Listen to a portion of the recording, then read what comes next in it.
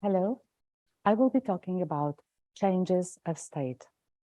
I will start with the real world.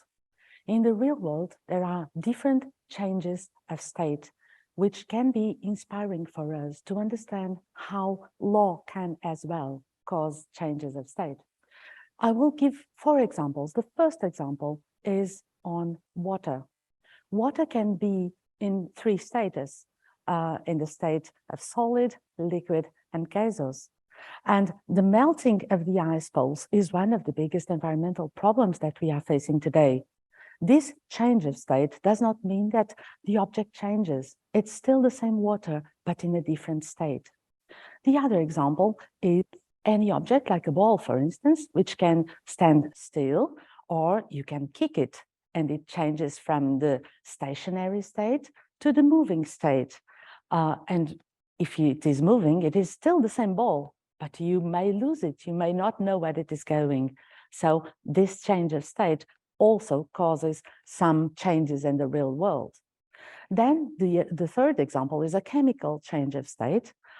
If you have a liquid and you added some alkaline substances, or you added, for instance, lemon juice, it gets more acid or more alkaline, and it changes the color. This is also a relevant change of state. What we see goes from yellow to green and blue. The last change of physical state in the real world that I want to use to illustrate what this concept of change of state means is the example of a lamp.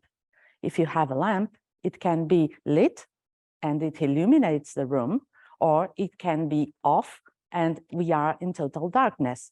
It is still the same lamp, but the physical state has changed.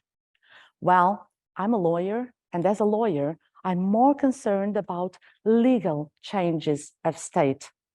So nothing changes in the real world, but in the legal world, things can change, and that will make a lot of difference. So I will give as well 4 examples to demonstrate these legal changes of state, which also happen, as we will see, and change reality. So first example, marriage. 2 people live together, they love each other, they swear that they will be together till the end of their lives. Suddenly, they decide to marry, and from one day to the other, their state changes. They change to the marital state. Does this make a difference? In practice, what everyone sees is two people that used to live together, and they go on living together. So there doesn't seem to be a difference in the real world. But legally speaking, there is a big difference. If one of them dies, then the other will be the heir, will receive the money, for instance. Another legal example, property. Imagine that you have a neighbor who has a very old classic car, and he lets you drive this car once in a while because he likes to see that the car is still in good shape and the motor is still working. And one day, your neighbor offers his car to you. Then you go to the register, you register your car, and from that moment on, you are the owner of the car. What the other people see is that you are still riding the same car as you used to do. But there is a big difference. Now you are the owner of the car. So legally speaking, the status has changed. And if something happens, for instance, if you have an accident, then you will have to pay for the car because it's yours. Another example would be, imagine 7 young students who like to help other people, and they usually they get together to help, for instance, children in need. These people want to receive donations because people recognize what they are doing and they want to give them some money to buy, for instance, medicines for the kids. They decide to create an association. So again, they go to the register and they create this new entity, a legal association.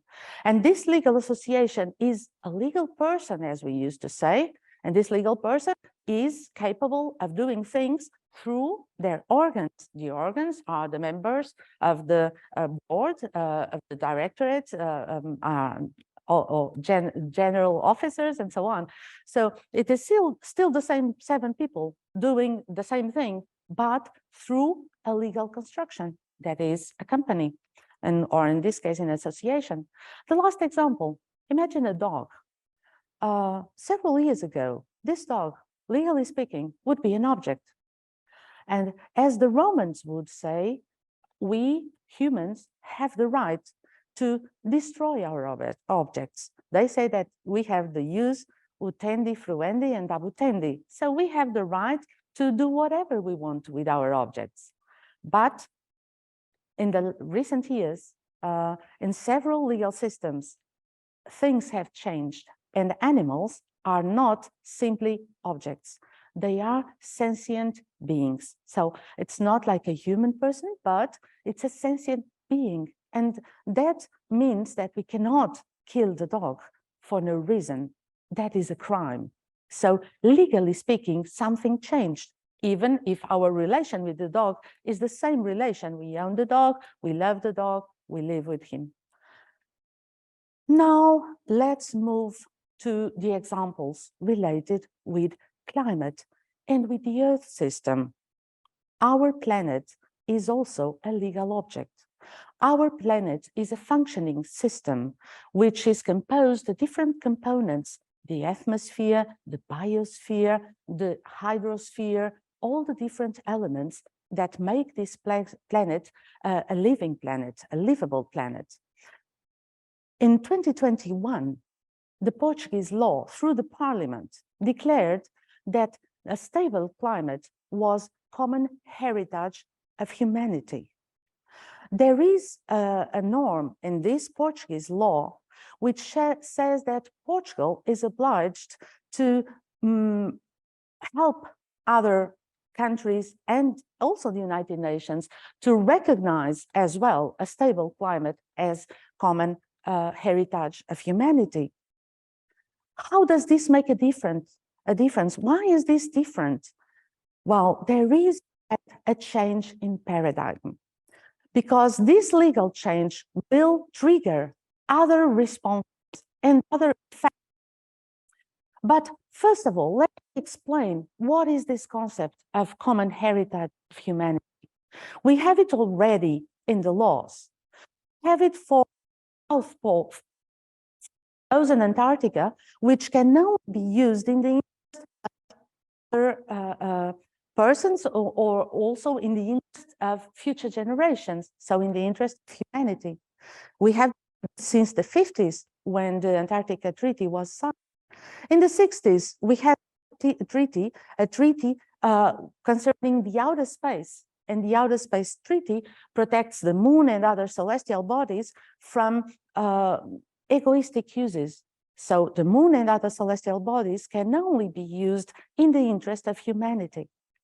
The other example is the area, what is called legally the area, which is the seabed below the water column in the high seas. And this area can only be used with a due authorization in the interest of humanity. So these are the examples that are already existing for a long time of common heritage of humanity.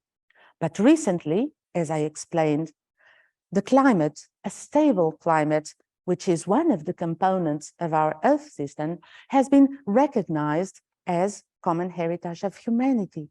So what does this mean in practice? The fact that one small country in Europe, Portugal, has recognized the climate as being such an important element that should be cared for and left for future generations.